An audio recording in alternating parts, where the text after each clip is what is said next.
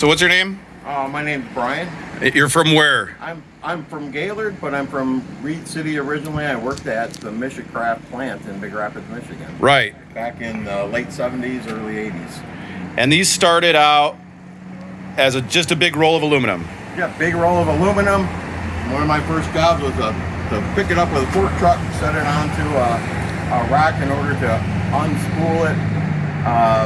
One of the fun things when you first work there is that you clamp onto the end of the coil. Yep. You pull it off, and if you're new, you couldn't keep up, and it would start spinning on you, and you'd have to take care of it. So it starts on the coil yeah. with a rug on it and gloves, and you'd have to hold it, and the other guys would try to take off, and if you didn't know what you're doing, the thing would just go up in the air. Right. It'd be pretty crazy. So your job was what also besides unspooling the thing? So I would cut out the parts for the seats and the transoms and it was some kind of like a press type thing? We would chop them up into square pieces, stack them up, then we have a template that we would use a big router mounted on an arm. Right. And I would route out these parts, and it would be little pieces of aluminum flying with oil, and I'd have all stuck. And I worked from 7 to 3:30. My classes at Ferris started at 4 o'clock, and that's how I went to school every day. Right.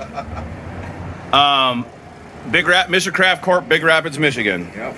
So were there any particular floating characteristics about this one? Was it a sleek boat or just a fun all-arounder? This one has a sponson side. Yeah, I noticed that. Feature. So when we stretch them out, we would add a little piece to it if they want to have a few of these with those sponsons. And it would help with buoyancy, like if you're tippy a little bit. Right. It would keep it from tipping over. Without it, we'd have smooth sides. Yeah, the race canoes I have something like that in them. That's kind of why I wondered. So and then all these use some kind of pneumatic rivet gun or something like that for all these guys? Yeah, these were all hand riveted. So there'd be a guy on each side. So one guy has a buck with a aluminum buck and would hold it on there. The other guy on the other side would then use the rivet to push it in.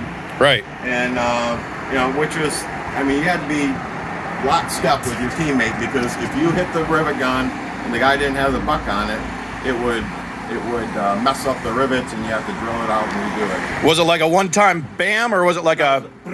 Yeah. Gotcha. All the way down. Awesome. And then there's foam inside here of some kind. Yes. Yep. Closed cell foam. Yep. So it doesn't go all the way to the bottom of the lake. So one fun thing with the rivets, of course, there's a lot of air guns to spray and clean and such. Right. The air things have a little inlet, and the rivets would just fit into that. So you get a handful of rivets.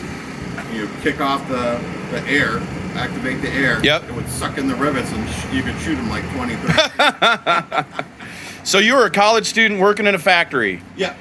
How many college students nowadays work in factories, you think? I don't know, not many. Not a whole heck of a lot. It's a good experience, though, to actually see how something's built, because it all came from, even these came from the roll, or no? No, these did not come from, these came out big tubes. We cut them and then stamp them. And this is some kind of extrusion, maybe? Yep, this is all extruded. This is extruded, this was extruded. These were extruded, this was extruded. Of course, when we cut, you have to cut them and mold them and stamp them to fit. Right. And so you built these, but you never had one? I did have one. I sold it a long time ago. Right.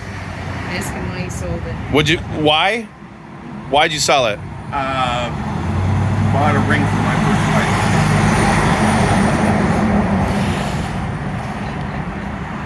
First wife, he says. Yeah. Well, what would you say if I wanted to just give you this canoe? Oh, that would be awesome. Well, guess what? Somebody gave it to me, so I'm going to pay it forward and let you have it if you want it. No kidding. Wow. Yeah. Well, thank you. They gave it to me. They wanted it. I'm going to keep the paddles, though. Okay. All right?